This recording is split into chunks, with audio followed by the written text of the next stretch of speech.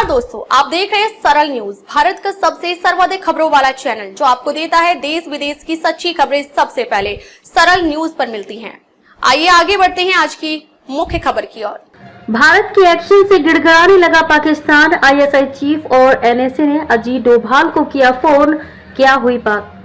पहलगाम में हुए आतंकी हमले के बाद देश में लोगों को बस इस बात का इंतजार था कि आखिर भारत सरकार कब आतंकियों से बदला लेगी और मंगलवार रात भारतीय सेना ने पाकिस्तान के 9 स्थानों पर एयर स्ट्राइक कर इस इंतजार को खत्म कर दिया। भारतीय सेना ने पाकिस्तान के 4 और पीओके के 5 स्थानों पर एयर स्ट्राइक कर आतंकियों के ठिकानों को ध्वस्त किया है और पहलगाम में मारे गए लोगों की मौत का बदला लिया है।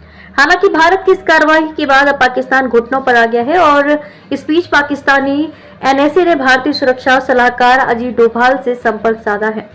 जहां भारत ने ऑपरेशन सिंदूर के बाद मामले को नहीं बढ़ाने की घोषणा की है, तो वहीं पाकिस्तान के प्रधानमंत्री शहबाज शरीफ ने इन हमलों का जवाब देने की बात की है।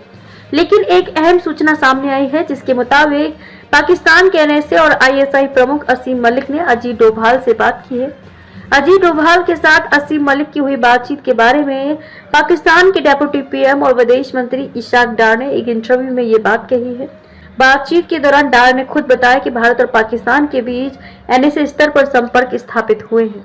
गौरतलब है कि भारत और पाकिस्तान के बीच बीते लंबे समय से किसी भी स्तर पर कोई भी बातचीत नहीं हो रही है। भारत की स्पष्ट नीति है कि आतंकवाद और बातचीत दोनों एक साथ नहीं चल सकते, इसलिए केंद्र की मोदी सरकार ने हर स्तर पर पाकिस्तान का बॉयकॉट कर रखा है। गिड़गिड़ाने जैसी है पाक की हालत। भारत द्वारा किए गए ऑपरेशन सिंदूर के बाद पाकिस्तानी एनएसए और आईएसआई प्रमुख द्वारा अजीत डोभाल को कॉल करना और उनसे बात करना, इसे पाकिस्तान की ओर से मिन्नतें करने के रूप में देखा जा रहा है।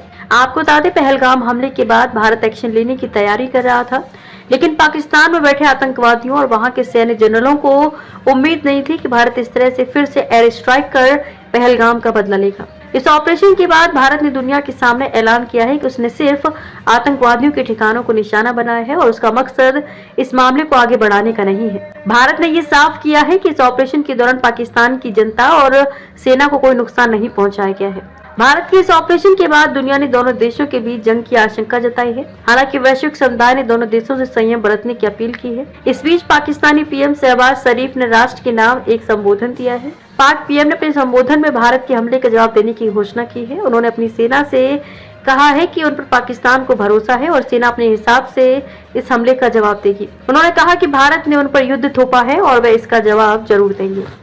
पहलगाम में हुए आतंकी हमले के बाद देश में लोगों को बस इस बात का इंतजार था कि आखिर भारत सरकार कब आतंकियों से बदला लेगी और मंगलवार रात भारतीय सेना ने पाकिस्तान के 9 स्थानों पर एयर स्ट्राइक कर इस इंतजार को खत्म कर दिया। पहलगाम में मारे गए लोगों की मौत का बदला लिया है।